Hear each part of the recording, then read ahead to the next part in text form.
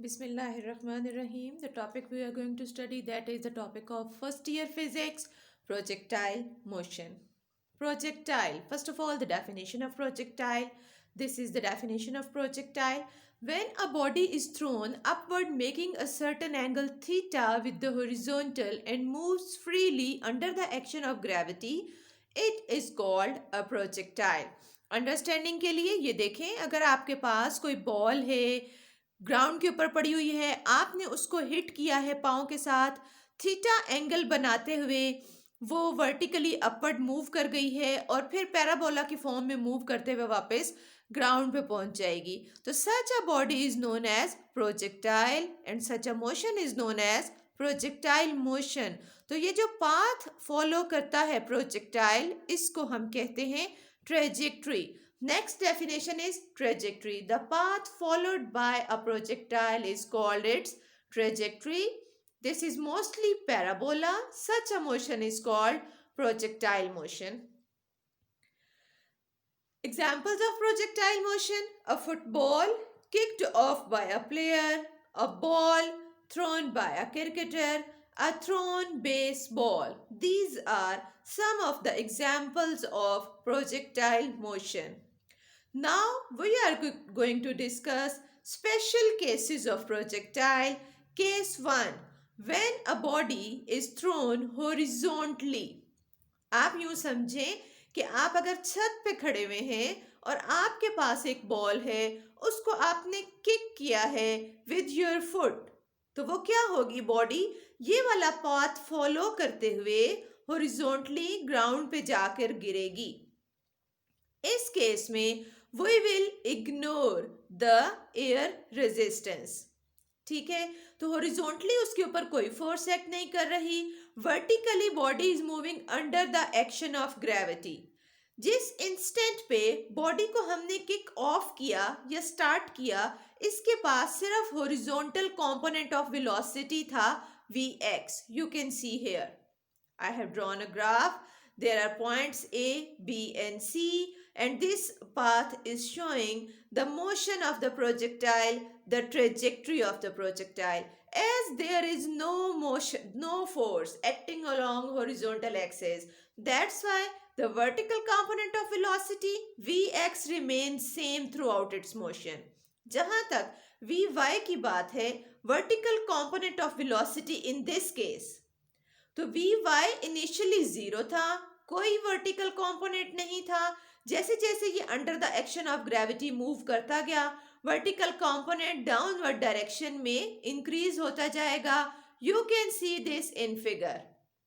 जब आप ये हेडिंग देंगे, you have to arrange this topic and write this topic as I have arranged on board, और इन्हीं हेडिंग्स के अकॉर्डिंगली आपने इसकी असाइनमेंट बना लेनी है।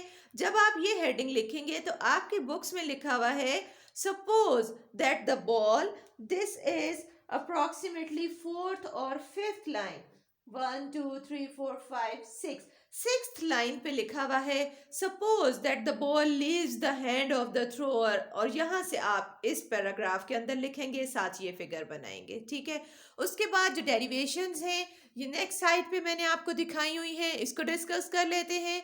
The ball is left at A, इस पॉइंट ए पे बॉल ने लेफ्ट किया। No horizontal force is acting on the ball, ignoring friction, ball is moving under the action of gravity. ये ऑलरेडी मैं आपको बता चुकी हूँ। तो हॉरिजॉन्टल डिस्टेंस के लिए जब हमने डेरिवेशन करनी है तो वो will use formula S is equal to V T.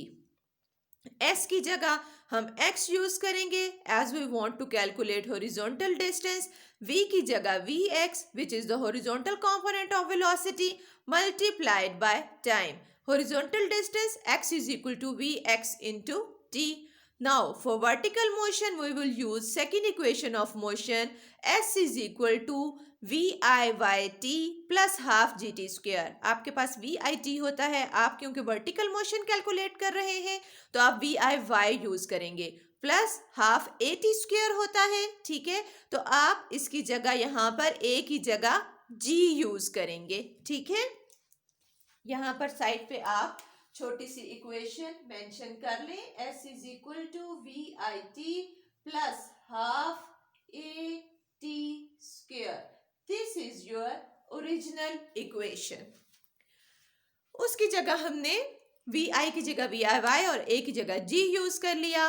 Now as V I Y is equal to 0, you can see from here V I Y initial component vertical component is 0, तो V I Y is equal to 0, S की जगह Y use किया और half G T square, this is vertical distance covered by the body.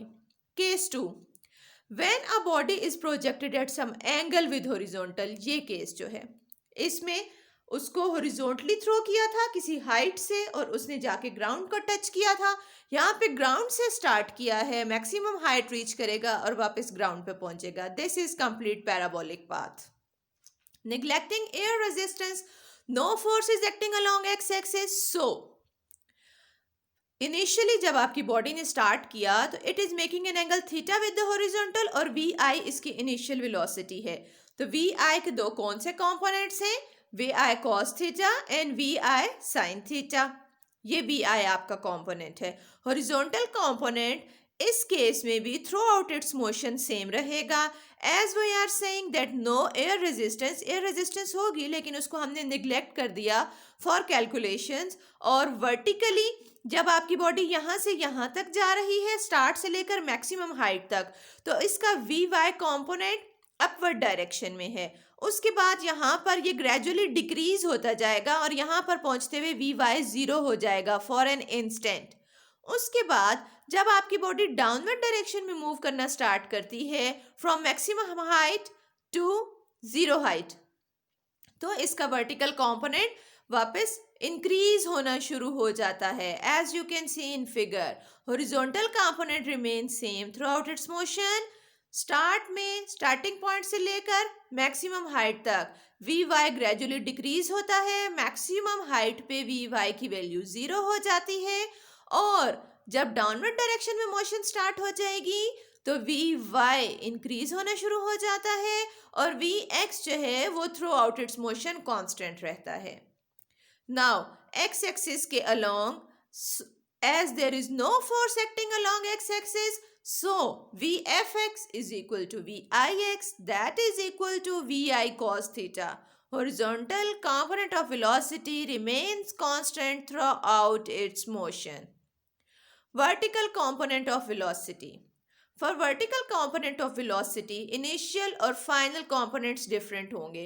Initial component Vi y Vi sin theta ये upward direction में होता है। As you can see from this figure, यहाँ पर देखें अपवर्ड डायरेक्शन में है वी आई साइन थीटा।